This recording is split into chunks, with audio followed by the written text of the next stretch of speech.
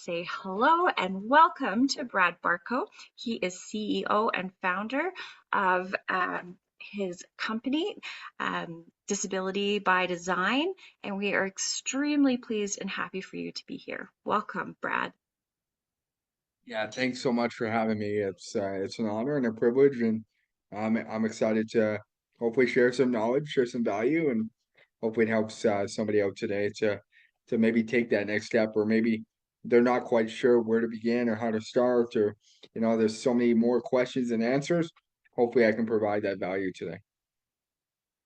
That's wonderful. Thank you. To begin, would you give us a little bit about an introduction of yourself and your life, you know, your story in terms of how you got to where you are today? Yeah, well, it's a very detailed and long one, and obviously, it's all part of the journey. But long story short, I was born with a disability called CP or cerebral palsy, a mild form of CP, severe spasticity. All that means is my bones grow faster than my muscles. In reality, I am in a wheelchair full time, so I got four wheels strapped to my butt at all times. But when I was born, I was given 24 hours to live. I was so small I could fit in the palm of your hand. They didn't really give me a chance. They didn't really give me an opportunity. Didn't really give me a shot. My mom was 16 when she had me. And not a lot of support back then. And my dad really didn't want anything to do with me and wanted to live his life and do his thing at 18. And um, so my mom was kind of left at 16. I'm sorry, 16, kind of raising me by herself. And it wasn't really till I was about 2 years old that I got diagnosed with CP officially at 2 years old because I wasn't walking. I wasn't, doing what normal children should be doing at 2 years old, and did some tests, and 29, we're up to 29 surgeries now, and I'll be 32 this year. Mhm. So almost a surgery for every life or every year. It's been crazy. And it's been, when I say a journey, I mean a journey of all aspects. As you can tell behind me, huge sports fan. So I wanted to be a sports broadcaster. I wanted to be able to, be involved in sports and Mhm. be a voice for sports and all these things. And I thankfully, if I'll jump around a little bit if that's Mhm. okay. But Of course. uh, thankfully I went to Nate. I did that. I got my degree, radio and TV. It was fantastic. But I soon realized getting into college, bouncing around from small town to small town to small town to get my big break just wasn't possible. I was Mhm. still going through surgeries at the time, and I need to be close to family, I need to be close to friends, I need to be close to my support system. So that wasn't possible. And I realized that I couldn't go up to Fort Mac, and because I'm in Edmonton now. I grew up in Spruce Grove, 15 minutes west of Edmonton, in Edmonton now, but I realized that I couldn't just go up and work on the oil rigs and be like my friends and make that 100 grand a year, 250 or whatever they were making. And I needed to kind of pave my own path. Mhm. Um, and I got into financial services. I knew I wanted to help people. I just didn't know how. I didn't know where. I didn't know where to start. Got into financial services, started my own brokerage.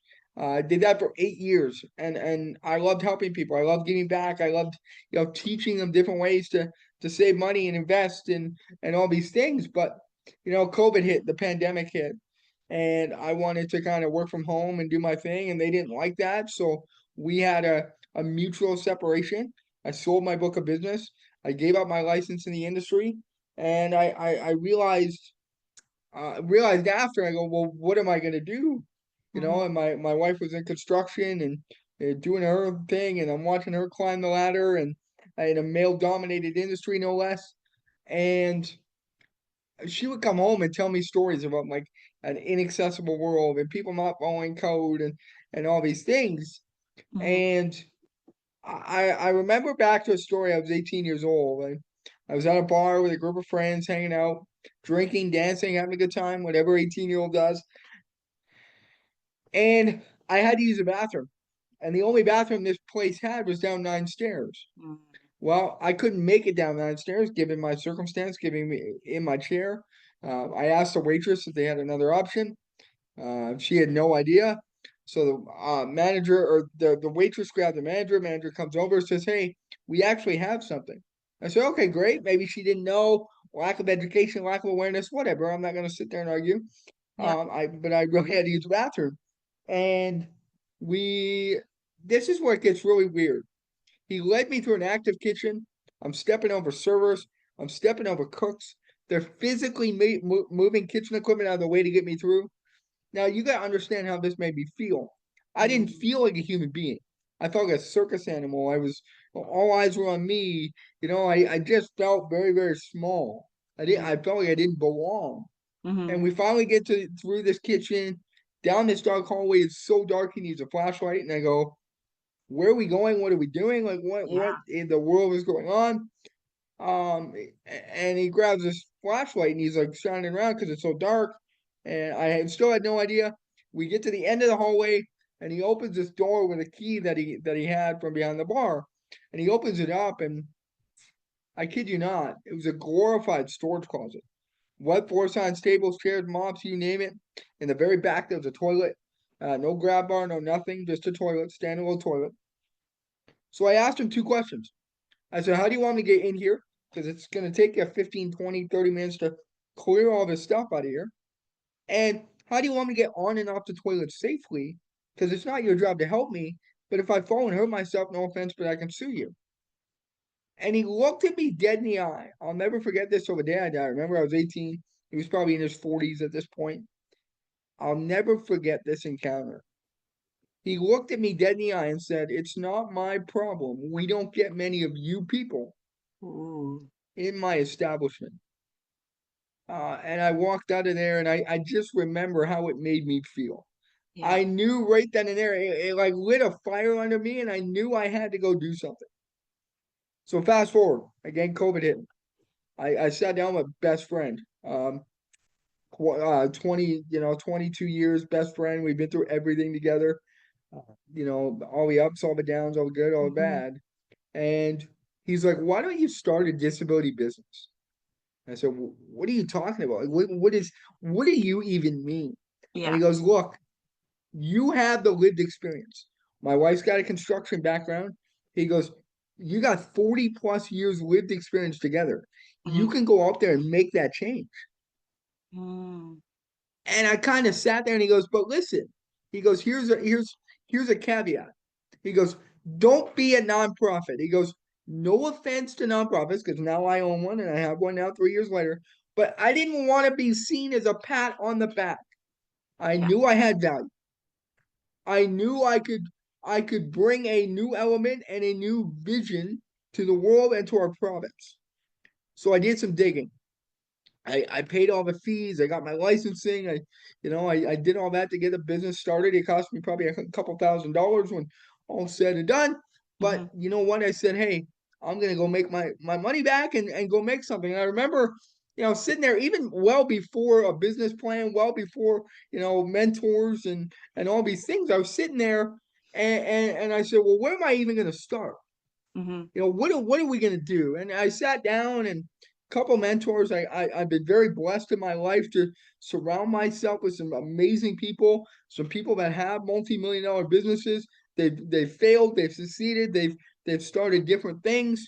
So learning the failures, learning the successes, and they didn't want me to go kind of down that path. So um, and then I reached out. This is what really disturbed me, and it might disturb other people here. I reached out to someone who I looked up to in the disabled community. Okay, I'm not going to mention names. Somebody I looked up to in the disabled community in Edmonton. We had a Zoom call. I said, hey, this is my idea. I want to work with you. Can we do this thing together? He had some connections in government and different things. I said, we can do this thing together. And he looked at me dead in the eye again and said, and I'm sorry, but he goes, you're fucking crazy. You're out of your mind. You're not gonna make money. You should do it for free. Like just go in a corner and do your thing. And I'm like, I was absolutely appalled that this was a thought within the disabled community. I'm not saying it's a thought for everybody, but in that moment, That was this person's thought, that I should just do it for free. I should roll over and be a nonprofit and just give away my services. I said, Yeah. not a chance. So that bar and restaurant, the reason I tell you that bar and restaurant story, when I was 18 years old, they were my first ever client. I charged them $500 to get my foot in the door. And what we did is we trained their staff. We trained their Hmm. staff with my lived experience on how to hire people with different disabilities. What would it look like to have other disabilities come into your establishment and have a drink? Order food, dance, use the bathroom, different things. We did a walkthrough of their establishment with my wife's background. We did a walkthrough. So we offered structural recommendations that they can do now and they can do in the future. Fast forward our first 6 months in business. First 6 months, we did 40 bars and restaurants in Edmonton. We Wow. took off, completely exploded. At the 6 month mark, we received the Queen's Platinum Jubilee Medal for the work that we've done in our community. 6 months into business, which was absolutely crazy. I would have never imagined or viewed it. Um, and then I get a phone call from the mayor of Spruce Grove, my hometown. They phoned me, which is crazy. And he's like, "Look, we're building a brand new building, 133,000 square feet. We want you to be the disability consultant. We want you to tell us how to be inclusive, how to be accessible. Oh, by the way, we're going to pay you $10,000 to do it." Now you got to remember, going from 500 dollars from a bar or restaurant to 10 grand overnight. I mean, that's a big jump. That's a big deal, right? And Huge. so, so we went and we did that. And the crazy thing about it, it opens in March. It opens this year in March. Finally, we get to see it open. So I'm super excited about that. Our first ever major project. And the crazy thing about this, all of this, guys, is I sat across the table from guys that I wouldn't let them intimidate me. I sat across from developers. I sat across from architects. I sat across from all these powerful people, Hmm. and they thought they knew better than me because they were following building code. The crazy thing is, Alberta is the only province now, as we sit here today, the only province now without a disability legislation. Now, I caution people and I caution the disabled community. This is not the end all be all. This is not the hey, we get a legislation and our lives are gonna change. It's gonna be puppy dogs and rainbows, and we're gonna be off on this in the sunset. That is not how this works. There's a lot of red tape. There's a lot. Like, it could be another 30 years before we actually see this thing into effect. Hmm. And all I wanted was accountability. I was there to hold those people accountable. So we brought forward 21 different recommendations, me and my team. And a lot of it was tangible. A lot of it was how the building operates. A lot of it was hiring people. We brought them a hiring package and plan. Uh, sports, you're building a sports facility. How about having, accessible sports? Sledge hockey, all these different things, pickleball courts, all these things. Out of 21 recommendations, they accepted 19 of 21. That's how much value that we brought to the government. And then again, long story short, because I'll shut up and let you carry on. But we exploded. We ended up building a curling facility in Stony Plain that will open next year. We helped the entire town of Sylvan Lake kind of do their walkthroughs of their city and towns. Their buildings. So that's an ongoing process. Obviously, we're touring the country with the Great Outdoor Comedy Fest and doing all their accessibility in 5 different cities, which is unbelievable. It's insane. I just signed a 3 year deal, standing deal with the city of Calgary. We're gonna help out with some of their buildings and go do that. So very excited. Lots going on, and when I tell you it's a whirlwind, and we just entered year 3. And Wow. the crazy thing about this, and I'll end on this part of that area, is the government, when I turned 18, they wanted to put me on AISH. And that's a government subsidy in Alberta for those that don't live in Alberta. And they thought I was worth whatever it was back then, 20 grand a year, whatever it was. I'm not being specific, but 20 grand a year. They said that's all you're worth. Sit in the corner, shut up, and just go live your life. And you know what? I said, and if I could be honest and blunt, I said, fuck that. I'm worth more than that. I'm gonna go, kick some ass. And we just crossed over. And again, this is not me gloating. This is to show what's possible. Yeah. Again, 20 grand a year. That's all I was worth to them. That's all they were. And they didn't want to hear from me. They just wanted to put me in a corner and shut me up. And oh, by the way, I'm supposed to live at home for the rest of my life. Well, that wasn't happening either. Today we just crossed over $140,000 in income. It's been a crazy 3 years, but again, that's a lot of perseverance. It's a lot of Yeah. consistency. When I started, I was averaging, no joke, I'm doing 20, 30 meetings a day, just letting people know who we are, what we do, what we offer, and let's go make that change and let's go make that difference. Wow, what an incredible story. Like, and thank you for sharing it in such detail as well, so that we could really see what has gone into that and where things are heading as well. Um, I know as well, I was doing some more research and looking at some other things you have coming up. You are one of the key speakers at a leadership conference coming up in March in Edmonton as well. As well as your organization has the Disability Innovative Specialist Award of the Year for 2024-25. And you also have a documentary coming out this summer called Pave Unpaved. That's fantastic. Congratulations, Brad. It's really great to see this. I know that it's a big positivity and growth for our community. Um, I'm curious, a couple of things when you were talking about, you did the first one with the bar, and then it was like 40 people are asking you. Could you talk a little bit about why that they all of a sudden were like, yeah, we want this too? Yeah, you know what? It's crazy. Everybody talks. I mean, we think that the world is big, but it's smaller than we think. And when you walk in there and or wheel in there, in my case, and show them, hey, I can't get up to a table. Hey, I can't get in your front door because your buttons don't work. Hey, I can't get into your bathroom because there's no grab bar, or there's no this, or there's whatever the case may be. Hey, I can't order off your menu because I'm visually impaired. Whatever that is, we gave them tangible things and they looked and they go, wait a minute, you're actually putting things in our face in that moment that we can't do. There's no denying that. There's no denying your lived experience because before me, there was just some guy that worked on a construction site, no offense, but he's old white, not disabled at all, and goes, check, check, check, check, check, and carries on his way. But then I roll in there and I'm like, wait a minute, who the hell did this and who signed off on it? Oh, I know why. Because they're following Alberta building code, and that's it. That's the bare minimum. Again, we need some accountability. So something that we use and we follow strategically in our business is something called universal design. Universal design encompasses all disabilities into one umbrella. So when I'm looking at recommendations, when I'm looking at changes, I'm able to use that and use that guideline as a stepping stone. And it was crazy too because I when I looked at things, I said, hey, I'm only a mobility user. I can only do what I can do. What about the blind community? What about the deaf community? What about the autistic community?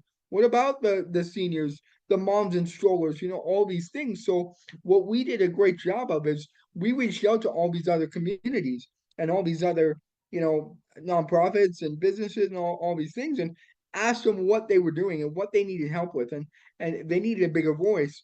And as you can tell, my voice is very loud. We don't take no for an answer. We're either going to work together now or we're going to work together in the future. Those are our two options. And um, it's just been, again, people talk. They end up, shooting an email and hey, I heard what you did for this guy over here.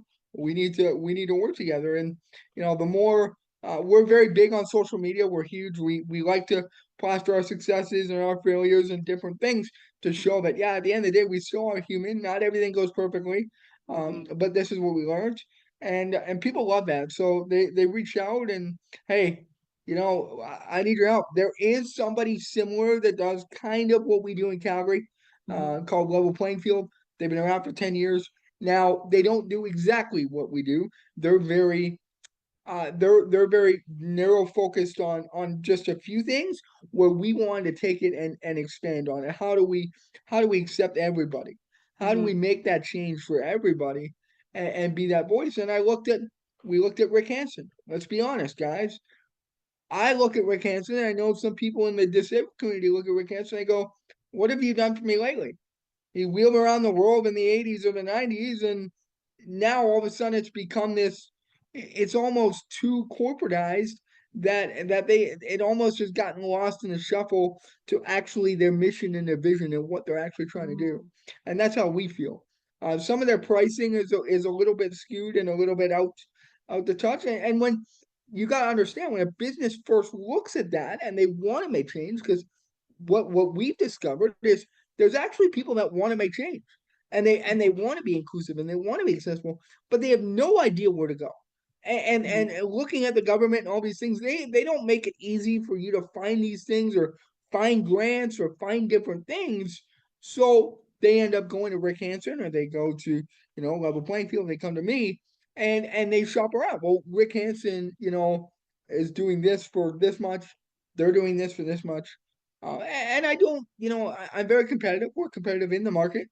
Um, and again, we're the only ones that do what we do in Western Canada or Northern Alberta at least. But now we're stretched across the entire country, Hmm. and we're on tour. And now our goal moving forward is to hire people with different disabilities and give them a voice and give them an opportunity to work part time while they're on ACE or come full time eventually or share their story and be bigger than what somebody puts labels on. Like Hmm. you could break quote unquote out of that stereotype and become the human that you were meant to become, man or woman or otherwise, right? Hmm. Yeah, no, that's wonderful. Um, you're bridging really nicely into a couple of pieces that I wanted to talk to you about was, you know, for you to share a little bit more about the industry. So as you said, there's other people doing work in this industry around accessibility design Yeah, in different ways and in different lenses. Um, could you tell yeah, us a little bit more about the industry and what you've learned? yeah. It's how do I put this nicely? It's very siloed, and I don't like it. I don't like it at all. It irritates me. It's the blind are with the blind, the deaf are with the deaf, the autistic are with the autistic, the mobility users are with mobility users. Hey, guys, we're all fighting for the same thing here. We need to work collectively, work together Hmm. because more voices behind one and behind a mission will get that change. I look at it and look, I don't I use this to use an example. Okay, so please bear with me. I'm not trying to indicate anything else, but you look at Black Lives Matter, you look at the indigenous community, you look at the LGBTQ, you look at all these different things happening. Now, I can't be them. I'm Brad. I can't wake up one day and be a person of color. That's not possible. But what they all have in common is they can all be like me though. They can all wake up one day and become disabled. And my thing is we are the largest minority on the planet and we don't have a seat at the table. But all these other minorities have a seat at the table. That's great. They need that, and we need that. But move over a little bit and give us a voice as well, because there's people in the disabled community that identify as well under all those other categories, right? So now you have diversified experiences in all other areas that aren't being heard and aren't being seen and aren't being wanted and all these different things. So we need to kick that door open and be like, hey, we're here, we're not going anywhere. And the other example I like to use and what motivates me every single day is I look at the jerseys on my wall.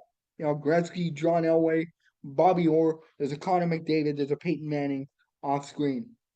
They've all won championships are going to win, i.e. McDavid, are going to win championships. They're all MVPs. They've all won championships in their way. Now, I can't be like them. There's only one of me, but I want the next generation, that little boy or that little girl or whoever it is, to have a jersey with my name on the back of it. And when they look up at their wall every morning, they can say he's the reason why I'm still here. He's the reason why we have what we have today. Legislation, different things. We're hiring people with different disabilities without thinking twice about it. There's government grants that are easily accessible. There's more housing because that's a massive problem in Alberta, and that's also what we're working with. I've actually lined up a massive meeting. This is hot off the press for you guys. Massive meeting with a bunch of very large housing home builders in Alberta, and they want to speak to me and our company, and they want to learn and start to understand the need for accessible housing. Mm. Whether that's most likely building, most likely home ownership in the future. How can they help people with disabilities get that next step? I was fortunate enough to buy a condo 5 years ago. Not many people can do that. So can we open up doors where we can give back to our people with disabilities? And one thing that we've done so well, we launched something called the Hope Campaign, and this is where I come in on the nonprofit side. Help one person every day. Mm. So my goal and my vision for 364 days, we want to give back to the disabled community.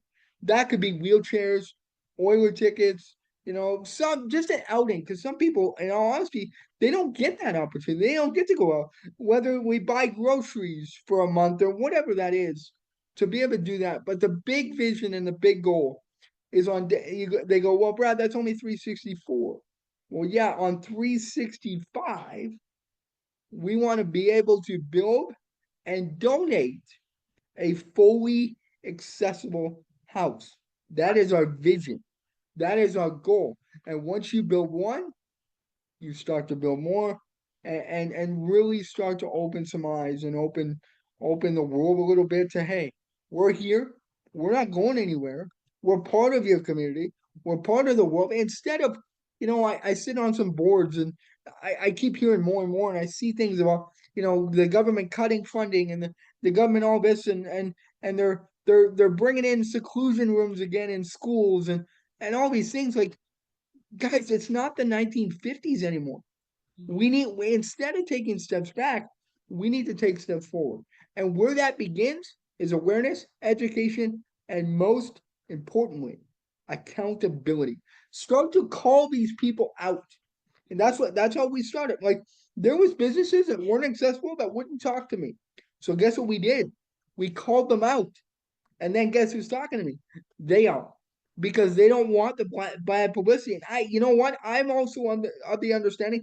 I don't care. I got a pretty good reputation, so we're either gonna work with you to build it better, or we're gonna go build your competition. And I'm gonna send everybody that I know with disabilities to your establishment instead of this one. And look, I'm not trying to take food off anybody's table, but we gotta start building with the times. You know, on Ontario, they're very proud of their Ontario Disability Act. I use this my wife's from Ontario. I go back every year. They redid their subway system, and I got off an 8 hour flight. We had a few things. It was a stopover in Toronto. Got off a long flight. I was hungry. We found in this subway system. We found a food court, brand new. It was renovated in 2021. They had elevators to platforms, elevators to trains, all these things where they should. Do you think they had an elevator to the food court? No. Um, They were all steps. And my wife had to go down the steps to get me food. Again, we are missing, like, this is why we focus on mainly new construction. So stuff like this is not missed. Like, we need that accountability. We need that voice, and we need people with disabilities in positions of power. The Alberta government thinks they do a great job of having this disability committee. And I'm not here to shit on people. I'm giving examples here.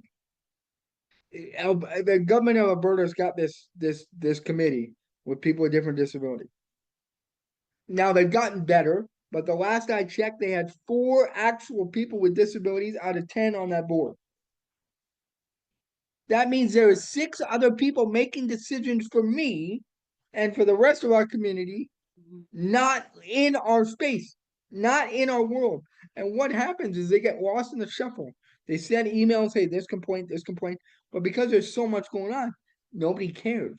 So there's no accountability. But what happens if someone with a disability ran for government? We ran for mayor. We ran for prime minister. We had I looked at running for mayor before the business started, way before the idea. And the crazy thing about this is Edmonton's Chamber of Commerce to get to the mayor's office was not accessible. I was going to have to work from home. Now, being the person I am, what kind of news story would that make? Mhm. We would really start to stir the pot and really start to create this bigger conversation. And that's kind of where we're going. But I felt I could make a bigger impact doing what we do now than just being government and then having 400 people to answer to, and Mhm. potentially my voice get lost in the shuffle anyway. I Mhm. feel we have a greater power and a great responsibility to do what we do now. Yeah, that's incredible. I really appreciate your insights and your experience. Um, I'm curious, like, so for people that are here, people that are going to see this video, what are some of the types of roles that you can have as a disability consultant with lived experience? How do you even get into that? If you're interested, what might be the first step? Yeah, uh, it might sound crazy, but if you can dream it and believe it, you can do it. And just keep in mind, it's not about me; it's about we collectively, right? We gotta look out for each other, and so that might be reaching out to me. And, hey, I want to start my own business. What's that process? Now there is a financial commitment with that. There's getting your business name. There's getting your licensing. If you want to operate just in the city, just in the province, across the country, and for us, we started just in the province and the city, and then of course when we got hired to go abroad, we had to change that. And there's a small fee to do that, but I would recommend somebody if they could become an entrepreneur or they could start their own business to do it because there is no greater sense of accomplishment. There's no greater sense of pride. There's no greater sense of reward than to be out there and helping your community. Because I don't at the end of the day, yeah, it's nice. I can pay my bills. It's great. It's awesome, fantastic. But every day when I wake up, I think about little Johnny or little Mary that maybe doesn't have the same opportunity that I can. Maybe they're nonverbal. Maybe they can't start their own business. So we got to create, and that drives me to get even bigger.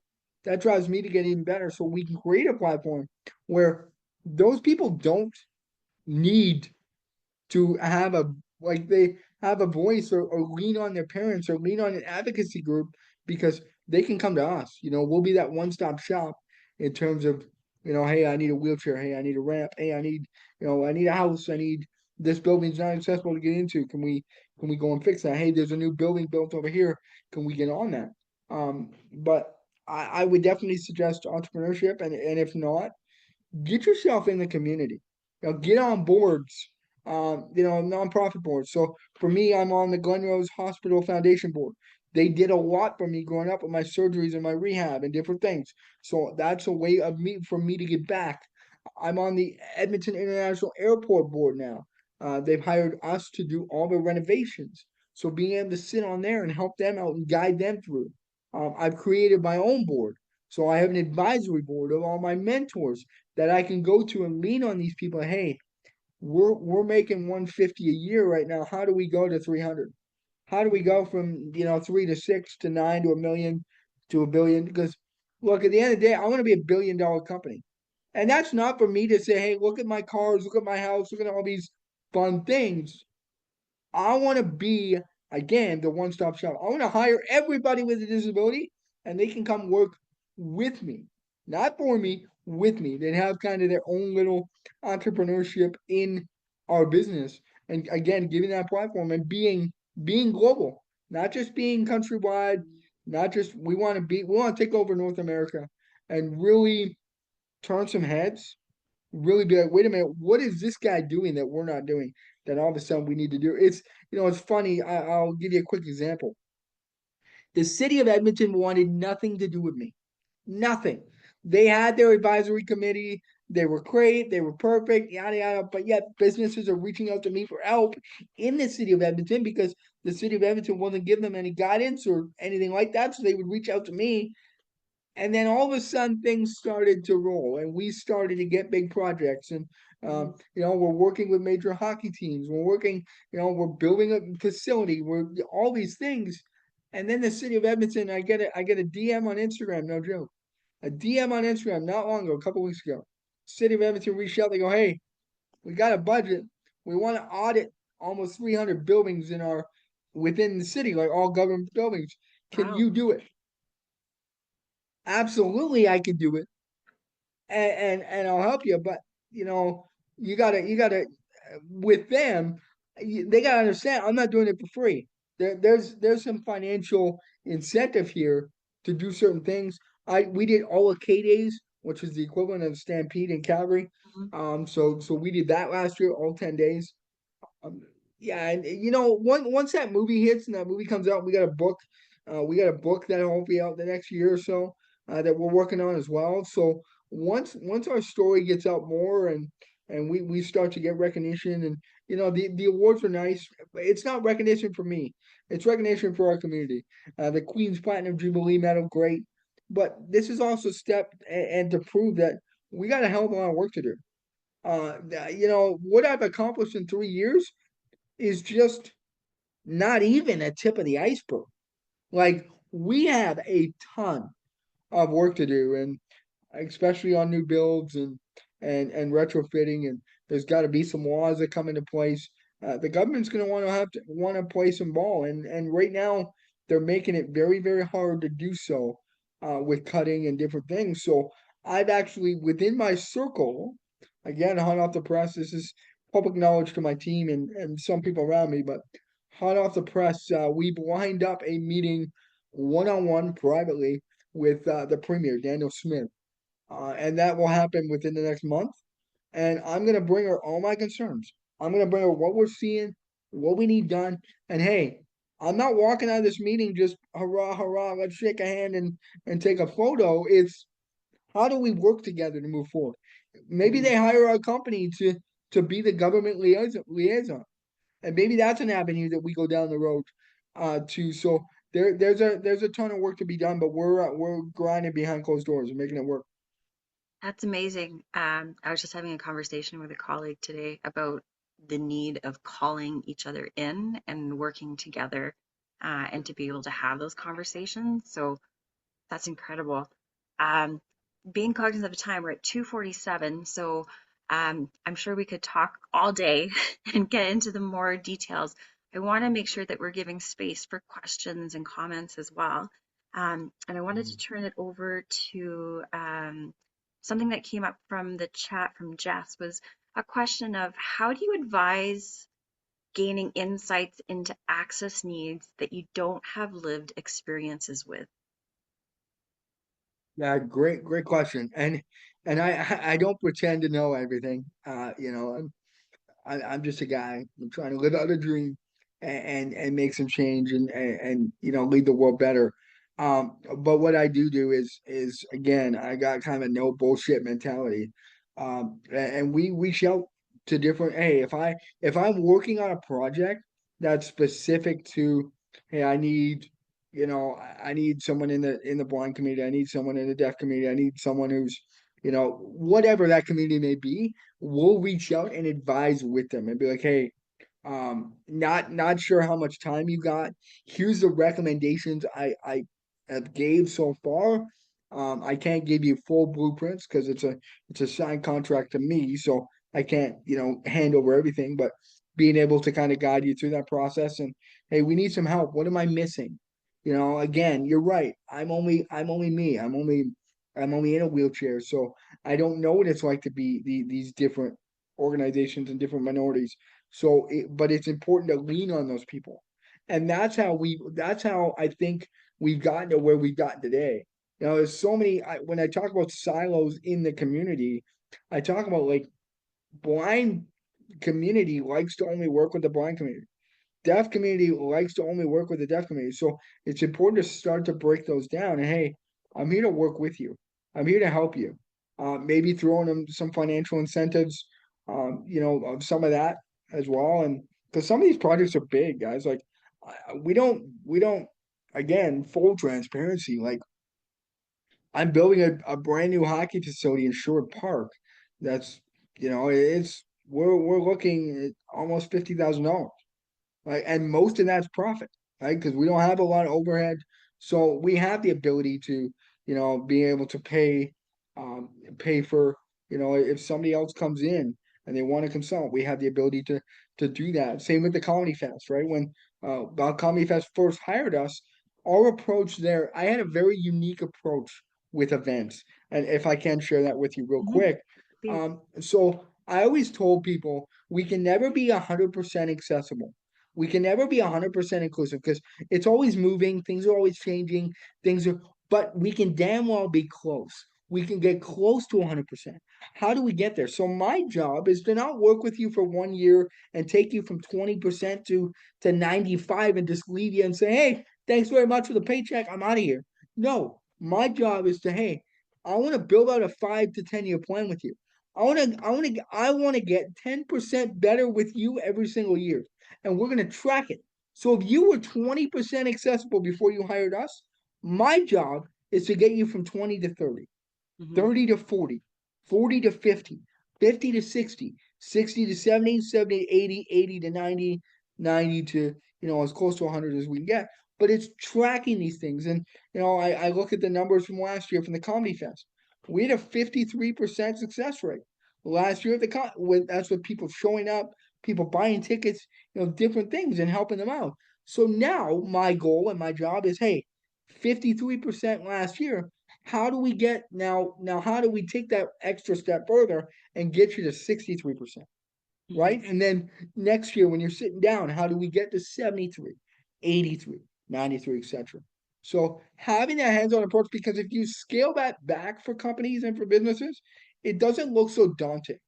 Hmm. They're like, "Oh, we can achieve that. We can grow a little bit here and a little bit there." And then you start to implement, some things like we're working with the Comedy Fest right now to build a handbook, an accessible handbook for events that we can take to other events and and and use that. So whether it's Hmm. music festivals, whatever that is. Yeah. So the follow-up question from Jess is, what kind of metrics do you use to determine increased success, as say with the example of the Comedy Fest? Yeah, Jess has come up with the fire today. I love it. Um, yeah, it's kind of very, very new for us. Obviously, we just did the first year, so 53%. So when we look at this year and how to grow, it's can we change the ticketing system to make it easier? Maybe we look at it and hey, did people have issues buying tickets? And throughout the year, throughout the Comedy Fest season, we got feedback from people that sat in our accessibility section because we ran it. Our team was hired to run that section. So we got feedback, we got, emails, testimonials, all these things. So then come, this time this year, so January, February, that's when we start to peel back the feedback. Hey, they wanted to see more of this. They want to see more of this. They want to see maybe an increase in this. Maybe we can scale this back just a little bit to add room for this. Hey, we're missing this. Can we add this? Another challenge with that, and very candid, very open, we hired a ASL interpreter for the shows in Winnipeg. Somebody reached out and said, "Hey, we need some. We're gonna buy tickets. We need an interpreter, and of course, you need a minimum of two for a big event like that." So we forked out the money. We paid for it. We got it. But this person did not show up. They did not come to the event. So we purchased an interpreter, and the interpreter had no work to do. So it's a matter of, okay, can we show now moving forward? We need to show proof that this person bought before we pull the trigger on an interpreter. Because as much as it's great to just have an interpreter on hand, but if there's nobody there that actually needs one, then it's really how do we justify that extra money being spent or pulled from budget, right? So we really start to look at everything, and this year will be a big year and hopefully a big step for us. Mm-hmm. That's wonderful. So yeah, really having to be personalized and situation by situation, just as the Yes, you're biggest welcome. things there. Um, we've got about 6 more minutes till the end of this session. I'm just wondering if there's anyone else in our lovely audience that has any questions or curiosities for Brad while we have him here. Um, Don't be shy. I'm an open book. And while you're considering, I also wanted to let you know that Brad is one of our mentors with Mentorability, and we're very honored and happy to have him as part of our team. Um, great presentation, Brad. Need to get to another meeting. We'll send you a message later on. So I know, Brad, you've said Sounds great. before that you're very open to that. Thank you. Appreciate it. One of the things I'm curious is what kind of skills do you need, or is there certifications, or like Yeah. you talked about like that inclusive hiring practice. I like, how do you even go about learning about these Yeah. things? Yeah, it's funny because outside of my voice and the ability to talk and the ability to sell, I got no skills whatsoever. And you know what? We just kind of winged it. But you know, different people did bring a different story and a different need and really that's all where we start is hey, come share your story. Come, you know, come be an ally with us. Come work with us, and we'll kind of, you know, we want to take you to a new level and realize that you know, it's we're in this together. Comment here from Jess saying that not sure how it is in Canada, but in the UK, loads of disabled people they know that they could bring in would lose their benefits if compensated Yeah, monetarily. And that's a very yeah, timely comment as well, because there was just a press release yesterday from the government of Alberta yeah, talking about a change with the AISH funding to yeah, this new ADAPT to allow for more flexibility of working. Um, it's just come out. Don't know very many in terms of like the full yeah, details. This is a very important comment and something I believe that the disability community has been facing. Brad, do you have something yeah. to say to that? Yeah, again, great question, Jess. And if you're in the UK, reach out to me. I got some questions regarding your European travel as well. I'm a big travel bug, so I'd love to kind of learn more as well on your end. I think that'd be great. Um, but you know, as far that is a major concern, Jess, and I we talk about it almost every day of, you know, people don't want to lose their funding and benefits, and you know. Jess, here's something that I will say though, and again, I'm very candid. I have a no bullshit filter. Um, you know what? The government didn't want to help me anyway, so I had the approach of fuck it. If I'm gonna do it, I'm going all in. This is all or nothing. I'm betting on myself. I'm betting on me. I'm betting on my skills, on my background, on my support. That's one thing I have is a great support system, whether it's at home or whether we've surrounded ourselves with some really good people. Again, I've been blessed, and not everybody can do that. I understand. But it's time we start to push back a little bit. The government wants to almost use it as like, hey, I'm gonna give you a little carrot over here. Let's just, you know, shut you up and put you in the corner and away you go. Like, no, that's how they continue to quote unquote have power. That's how they continue to quote unquote have control over the disability sector. And that's why we don't have a bigger presence in this world. So for me, I was like, screw it. I'm going all in. And if I lose my funding, if I lose my benefits, fine. Because I make more money on my own anyway. Right. But for other people that maybe they can't be in that position and they are scared. I would empower you to take that step though. Empower you to find find your limits within age or within this new program. I did hear about the new program. I haven't been able to peel back the layers yet. But I think the what's the max you can make up is an extra $1,000 a month or whatever it is in Alberta specifically. I think I'm not sure, but we'll use $1,000 just for this scenario. If your max is $1,000 a month before you lose your funding or your benefits or whatever, that means you can go make $999 a month extra on top of that. So I would go to somebody, whether it's a part-time employer or whatever, be like, hey, these are my skills, these are my limitations, and this is what I'm allowed to make, and just show enough value to people that you're undeniable. Really, you're undeniable. You are a powerful human being. Our people with disabilities are superheroes without the cape. I don't need a cape. I have my wheelchair. So we gotta rise up and let people. Hey, I'm not being pushed around anymore. Let's go make that money that I need to whether you use it to travel, whether you use it to pay bills, whether you use it to pay off debt, whatever it is.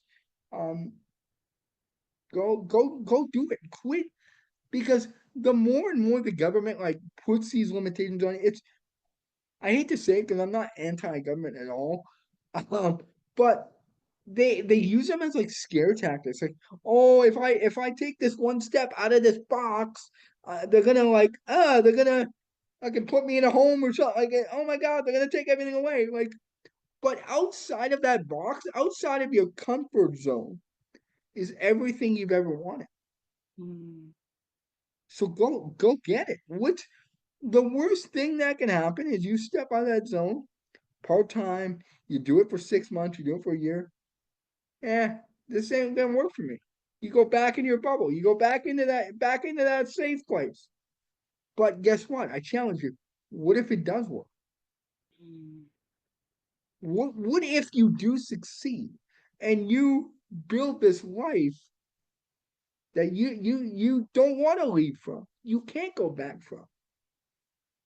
Like for me, I want to travel the world. I want to see different sporting events. I want to do different things. My wife wants to see all the Disneys in the world, all these the Olympics, all these things. Like I wasn't going to let the government dictate that I can't go do it.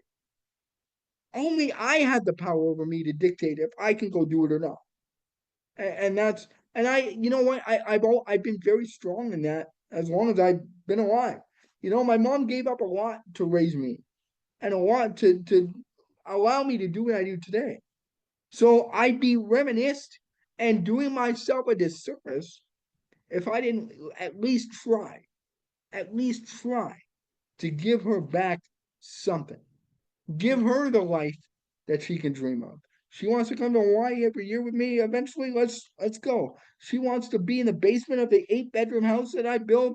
Let's go. Right? Like it, just think of the possibilities to give back to your people. Again, it's not me hoarding all this money and look at me, I'm a greasy billionaire. No, it's look at the possibilities that money allows you to do. Pay Mm. off the debt, allow you a little bit of breathing room. Pay off the house. Travel once a year. Travel twice a year. Travel 12 times a year.